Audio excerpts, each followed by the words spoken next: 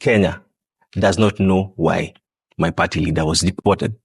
Tanzanian government has not communicated as to why. Was it because of public security? Was it because she was going to spread diseases, maybe public health? You know, we don't know why she was deported.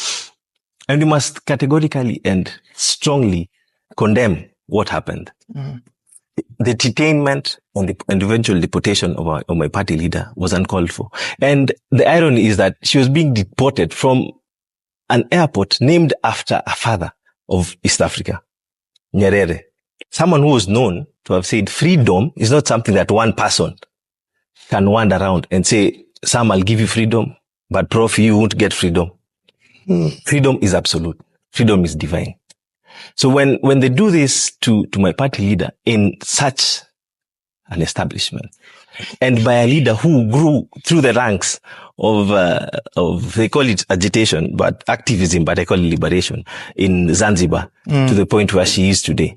It's very unfortunate. And when Singoi says that we need to wait for people to evolve, liberation doesn't wait for people to evolve.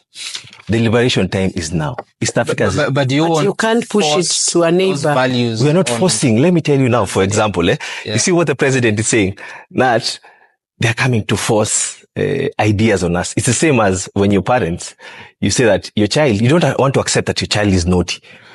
You want to ascribe the naughtiness being influenced by a certain child, a friend of them. No. It's the Tanzanian people who are calling for this agitation. You saw the crowds.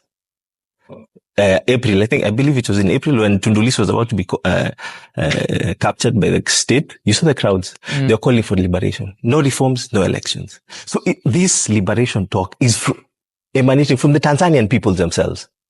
My party leader, if you may ask me what she was going there to do, she was invited by an arm of the EAC, the East African Law Society, just a sister organization that works with them, to go and observe. Not participate, observe. Not represent, observe. And this was in the open. As Senator was saying, it was in the open. There were letters written, requests that you are coming. We'll come on this day. This is what we're coming to do. And they were allowed and invited. But they accredited. And they were accredited. That should be the next. You see, and they were accredited because you can't get to Tanzania and you're a guest of East Africa Law Society and you're not accredited. So what changed? Let me tell you what changed. Which authority was issuing the accreditation? Because up to now, we've not been told of any accreditation. Sorry, Kabaka. Accreditation in terms of? You said they were accredited by observers. They were guests of East African Law Society. So Law Society is the one that called them, accredited the access and the observing of the law case. The case. To travel to Tanzania, you don't need a visa. You just need a passport. You're just a passport. Your identity. But before you do that, you have to tell the state what you're going to do. And that was done through East African Law Society, and they were accepted.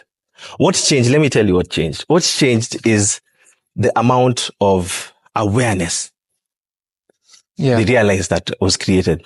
And the success that we're seeing today after the deportation of all those that were deported is that the world now knows who Madam Suluhu is.